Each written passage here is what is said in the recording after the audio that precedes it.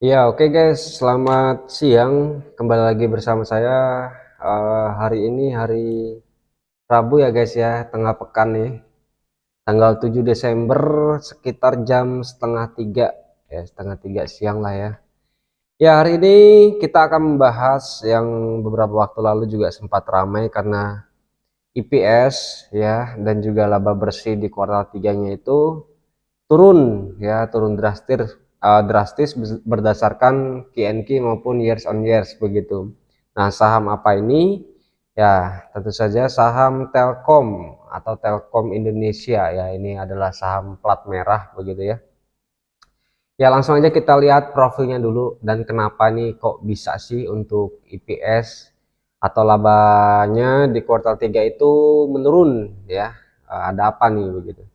Ya, langsung aja Telkom Indonesia kita udah tahu semua lah ya untuk produknya apa aja ya, yang pastinya ini merupakan provider begitu, provider jaringan seluler begitu ya, dan juga layanan telekomunikasi seperti itu. Ya, ini cukup terkenal sih, untuk merek Simpati, Kartu As, Loop itu adalah produknya dari Telkom ini. Ya, sebetulnya untuk saham ini menarik ya guys ya. Karena kenapa? Yang pertama memang saham ini itu adalah saham provider ya atau jaringan yang sudah besar guys ya. Selain MTech, ada juga MTech begitu. Tapi juga Telkom ini juga termasuk saham besar dan pasti juga produknya juga sudah terkenal dan pastinya ya kita juga pasti pakai ya produknya kayak gitu. Ya, tapi beberapa waktu lalu sahamnya turun. Ya, ini hari ini naik, guys. Naiknya cukup kuat juga nih, sekitar 2%-an. Tapi kalau kita lihat grafiknya dari uh, beberapa hari yang lalu begitu, itu sudah turun dalam, guys ya. Ini baru rebound hari ini lagi. Uh, Kita lihat untuk peaknya sendiri dia ada di harga berapa seperti itu. Bentar guys, jaringannya lemot. Ya. Nah, ini 1 bulan terakhir dia downtrend ya guys ya. 3 bulan terakhir years to date ya downtrend nih dari pertengahan Agustus nih guys ya. Peaknya ada di pertengahan Agustus, kemudian dia downtrend. Nah, awal atau akhir November dia sempat turun dalam nih guys, kayak gitu. Nah, ini semua kenapa harganya bisa ambles ya, anjlok seperti ini. Kalau kita lihat coba digedein lagi. Nah, ini anjlok parah nih guys ya. Nah, kenapa bisa seperti ini? Ya karena memang kalau kita lihat, kalau kita baca di RTI begitu, untuk IPS-nya di kuartal 3 ya, ya IPS ini kan mencerminkan labanya sendiri guys ya. Jadi untuk IPS-nya sendiri dari Telkom ini itu mengalami penurunan guys. Coba kita lihat ya. TI Telkom. Oke, kuartal 3-nya IPS-nya itu hanya 33 guys ya. Ini lebih kecil jika kita bandingkan secara years on years maupun QNQ begitu ya. Kalau QNQ-nya 33 banding 73 guys. Kalau years on years-nya itu 33 banding 65 kayak gitu. Nah, sebetulnya apa sih yang menyebabkan untuk laba atau IPS dari Telkom ini itu mengalami penurunan? Ya, pastinya kita sudah tahu semua ya, maksudnya ada beberapa YouTuber juga yang sudah bahas seperti itu. Saya juga tadi cari-cari beritanya sempat nemu, bentar ya. Nah, ini hmm, coba kita lihat sama-sama ya. Jadi untuk Telkom ini ya guys ya, sebetulnya itu ada investasi berupa saham begitu. Itu di Goto guys, ya, investasi di Goto ya. Nah, ini beritanya nih udah lama beritanya ya. 27 Mei begitu. Tapi yang kita lihat di sini adalah nilai valuasi dari investasinya si Telkom ini guys ya. Kita lihat di sini.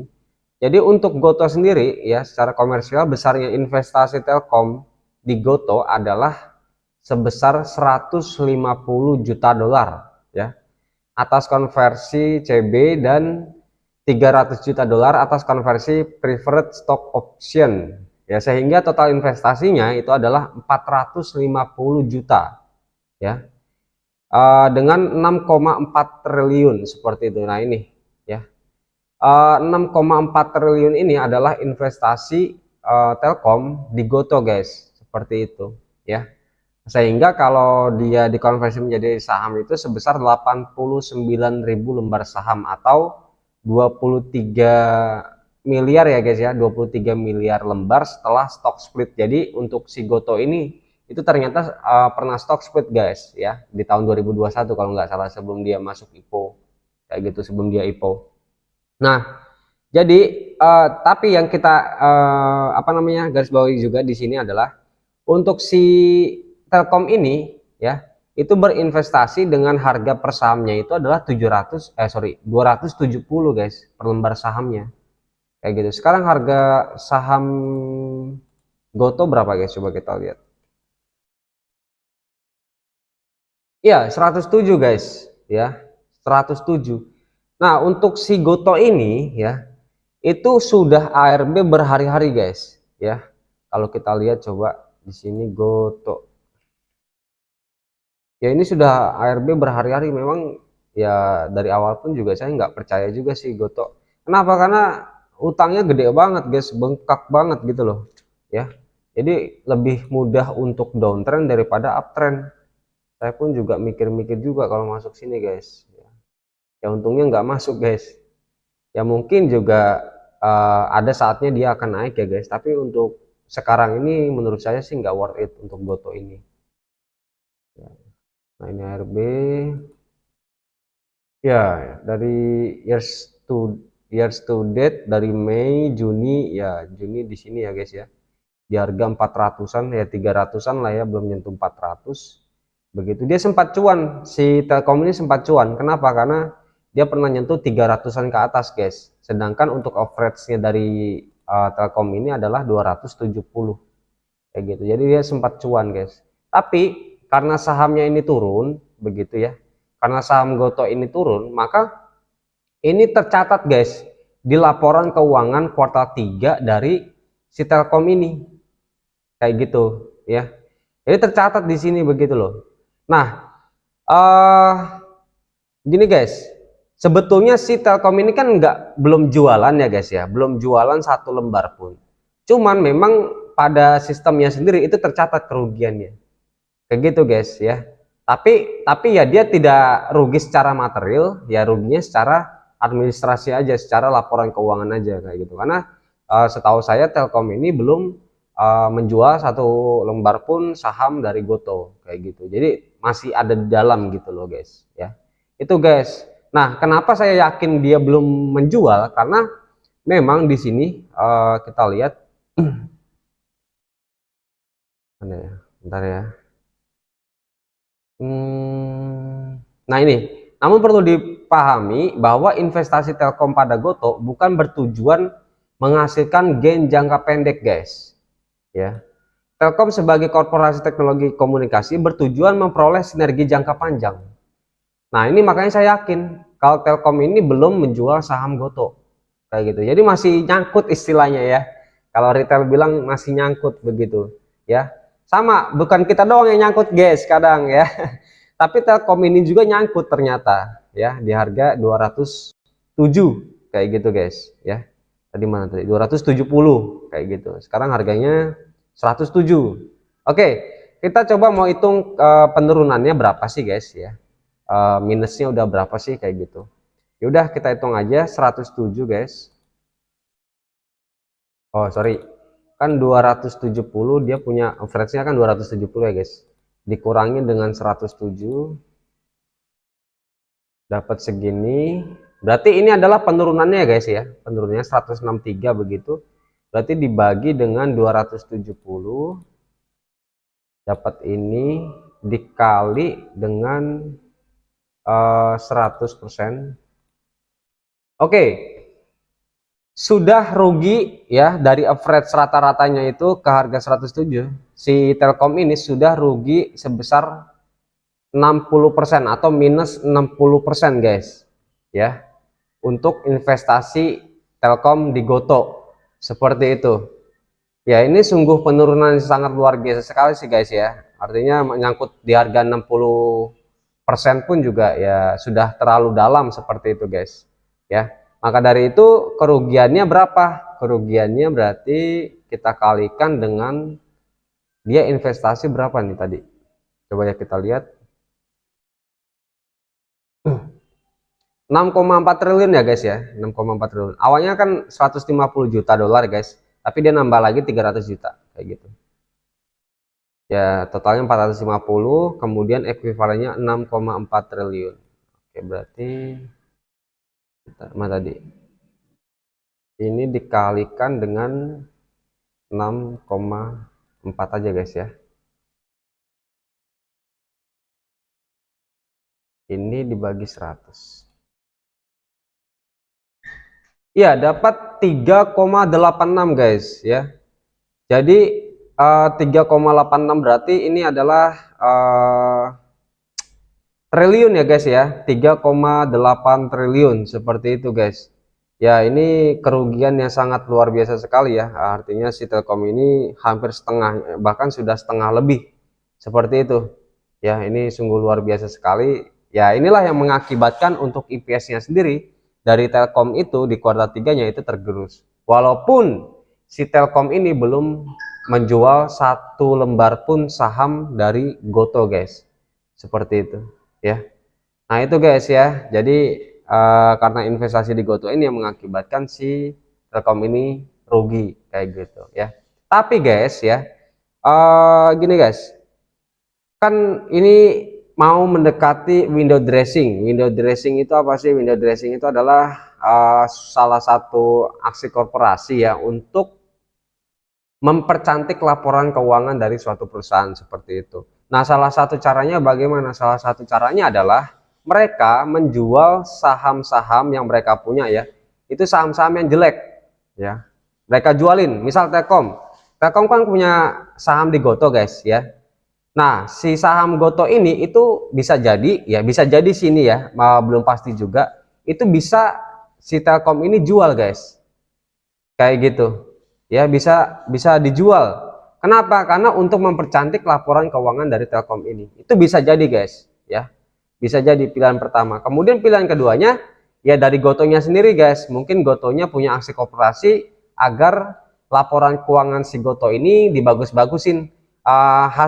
Imbasnya apa? Imbasnya ya mungkin saham Goto nanti bisa naik lagi atau bisa rebound seperti itu. Kemudian imbas lebih luasnya lagi ya, yang berinvestasi di Goto ini juga bisa apa ya, istilahnya laporan keuangannya bisa bagus kayak Telkom, ASI seperti itu guys. Itu ya. Jadi tapi ini semua skenario ini belum pasti terjadi ya guys ya. Tapi saya meyakini ada potensi seperti itu ya. Bisa jadi Telkom jual saham Goto meskipun tadi menurut direksinya sendiri itu adalah investasi jangka panjang seperti itu ya. Bisa jadi karena window dressing kan guys, kayak gitu loh ya. Aksi koperasi untuk mempercantik laporan keuangannya. Salah satunya adalah menjual saham Goto ini, saham yang merugikan perusahaan seperti itu guys. Itu sih guys ya. Apa namanya ya, tadi kesimpulannya ya memang sebetulnya Telkom ini saham bagus ya. Kalau kita lihat coba dari sisi apa namanya rasionya untuk Telkom.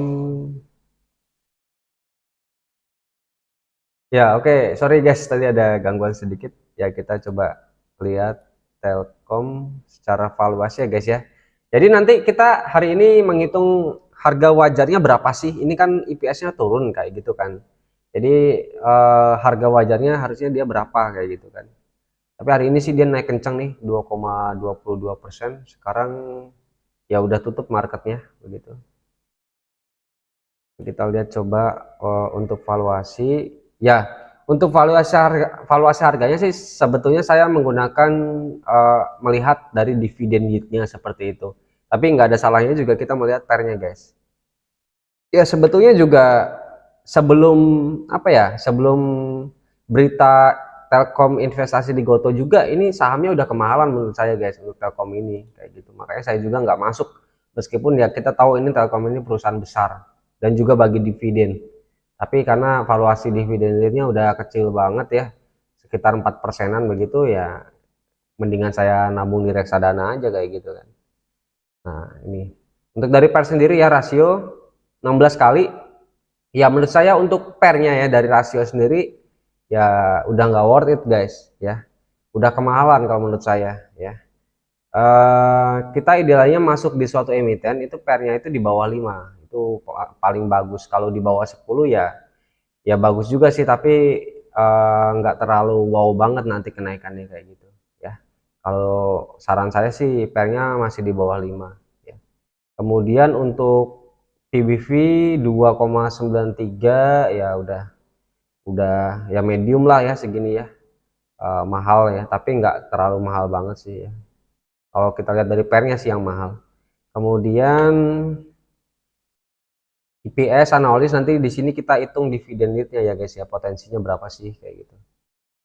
Kemudian liabilitas to equity 1 kali ya, sebetulnya untuk hutang-hutangnya itu bagus guys ya.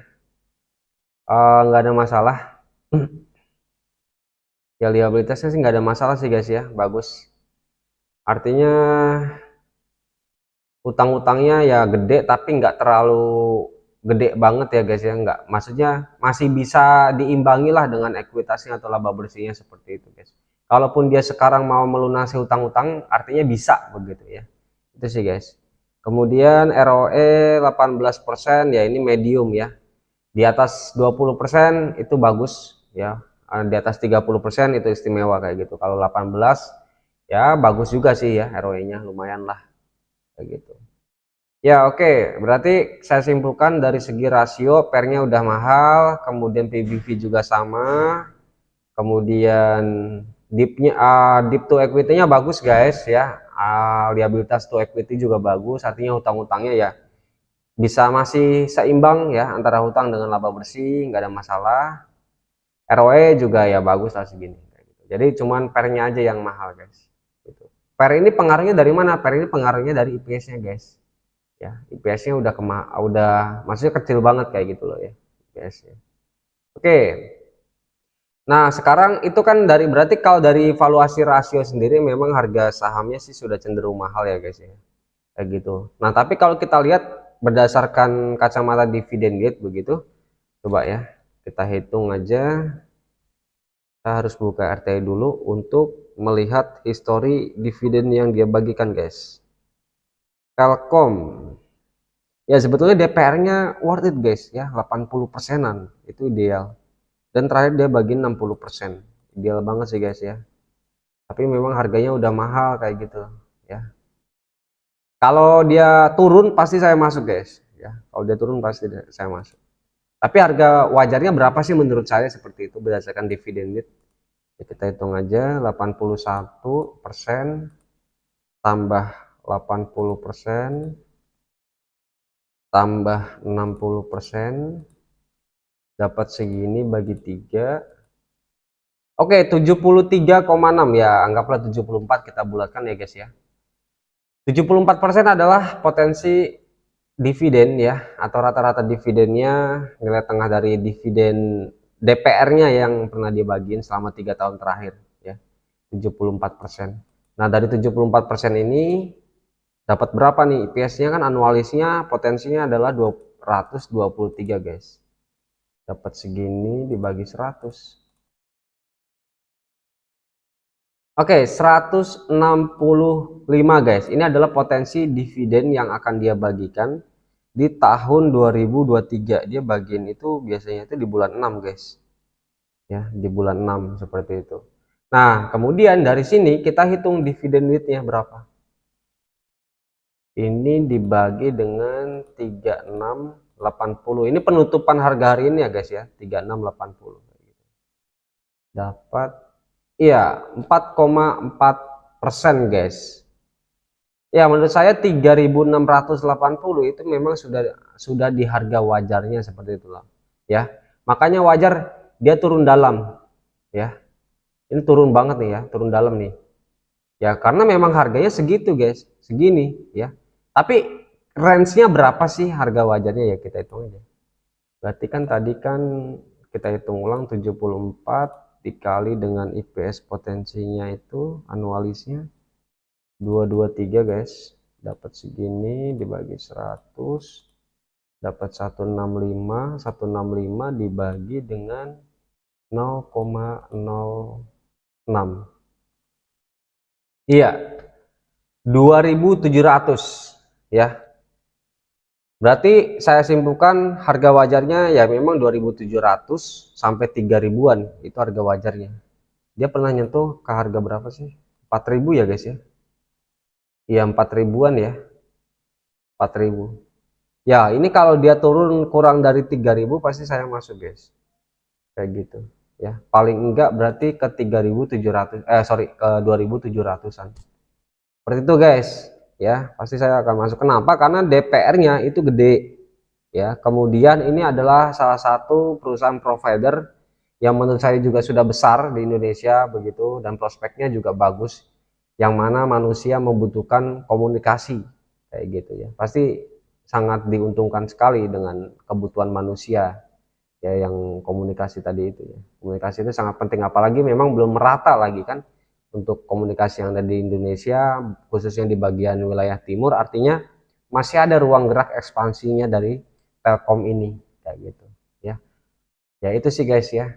Jadi kesimpulannya apa ya, sebetulnya ini saham bagus, cuman memang karena ya tadi ya berinvestasi di Goto yang mengakibatkan memang tercatat di laporan keuangannya, yang membuat laporan keuangannya buruk seperti itu, IPS-nya pun juga menurun seperti itu guys ya.